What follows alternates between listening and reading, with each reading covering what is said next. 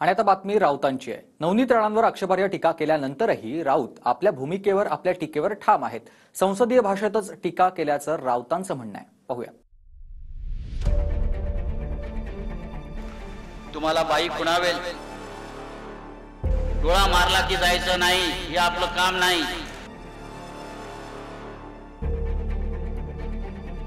एक महिला पे इस तरीके से इस लेवल पे जाके बात करने से पहला अपनी पत्नी को जरूर देखना था। एक आधी महिला अगर बाहर काम करती है तो अपना स्वाभिमान नहीं बेचती है।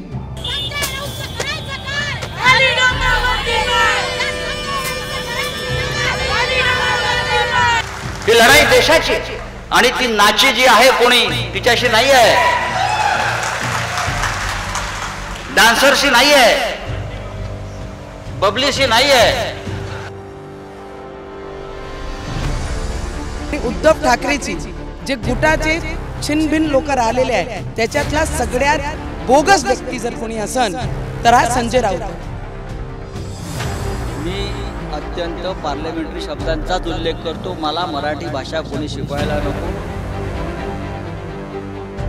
अमरावतीत येऊन संजय राऊतांनी नवनीत राणांवर खालच्या भाषेत टीका केली आहे। आता नवनीत राणांनी राऊतांना प्रत्युत्तर दिलंय। हा अमरावतीतल्या महिलांचा अपमान असून ठाकरेंसोबत शिल्लक राहिलेल्यांमधला राऊत हा बोगस माणूस असल्याचं राणा म्हणाले आहेत। तुम्हाला बाई खुणावेल, ती पडद्यावरची नटी आहे, तुम्हाला खुणावेल, तुम्हाला प्रेमानं बोलवेल, पण कोणत्याही मोहाला बळी पडू नका। काय घडलंय पुराणामध्ये, विश्वामित्राचं सुद्धा हरण झालं, ऋषी मुनी सुद्धा गेले, पण आपण सगळ्यांनी सावध राहिलं पाहिजे शेवटच्या क्षणापर्यंत। डोळा मारला की जायचं नाही, हे आपलं काम नाही। आता आपला विचार बळवंत वानखेडे हाच आहे। त्यांची एकदा महिला, त्यांची जी मिसेस आहे त्यांना विचारून घ्या की तो काय शब्द बोलले आहे। त्यांची मुलीचं जेव्हा लग्न झाला, त्यांना जेव्हा सासरी पाठवली, त्या मुलीला विचारा की तुम्ही काय शब्द बोलले आहे। ज्या आईने तुम्हाला जन्म दिला त्या आईला विचारा तुम्ही काय शब्द वापरले आहे। आणि उद्धव ठाकरेची जे गुटाचे छिनभिन लोक राहिलेले आहे त्याच्यातला सगळ्यात बोगस व्यक्ती जर कोणी असन तर हा संजय राऊत आहे।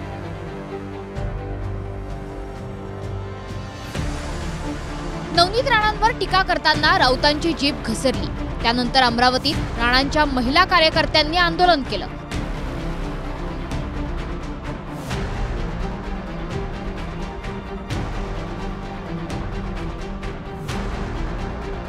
काँग्रेसचा नाचा असे पोस्टर झळकावत महिलांनी चप्पल मार आंदोलन केलं।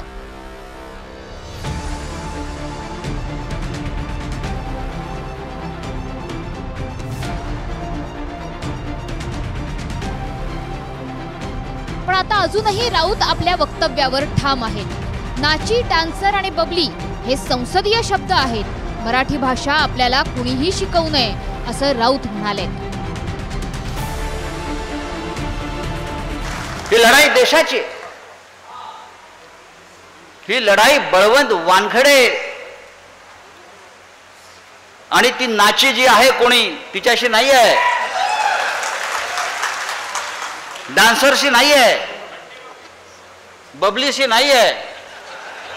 ही लढाई मोदी विरुद्ध महाराष्ट्र आहे, लक्षात घ्या। ही लढाई मोदी विरुद्ध महाराष्ट्र, ही लढाई मोदी विरुद्ध उद्धव ठाकरे, ही लढाई मोदी विरुद्ध शरद पवार, ही लढाई मोदी विरुद्ध राहुल गांधी आहे। मी अत्यंत पार्लमेंटरी शब्दांचाच उल्लेख करतो, मला मराठी भाषा कोणी शिकवायला नको। मी 40 वर्ष बाळासाहेब ठाकरेंबरोबर काम केलेला माणूस आहे। मी पत्रकार आहे, मी संपादक आहे, मला कोणी मराठी भाषा शिकवू नये। अमरावतीनंतर राऊत सांगलीत आले।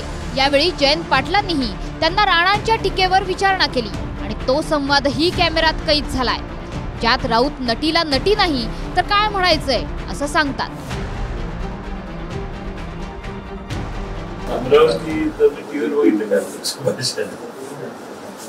गुन्हा दाखल केला असं कळलं काहीतरी का? मी तिला बोलते ती नटी आहे, तर नटीला नटी ना बोलायचं। आता मला इंग्लिश शब्द येत नाही ऍक्ट्रेस. डान्सर आहे. राऊतांच्या या भाषेवरून शिंदेच्या शिवसेनेच्या संजय शिरसाटांनीही समाचार घेतला. आम्ही राऊतांना संसदीय भाषेतच शिवी दिली तर चालेल का, अशी टीका शिरसाटांनी केली.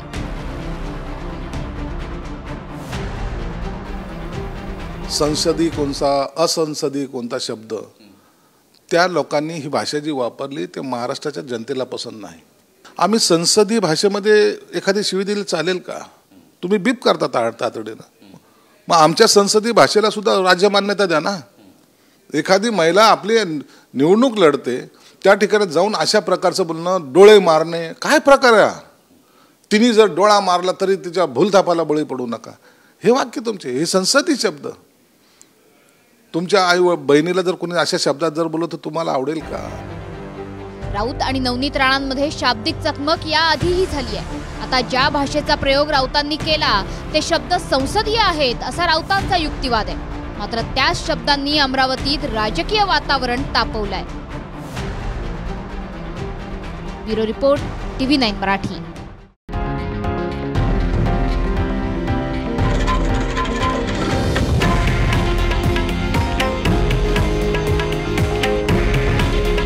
हे आहे देशातील नंबर 1 न्यूज नेटवर्क आणि आपण पाहत आहात TV9 मराठी. काळजी तुमची, हित महाराष्ट्राचं.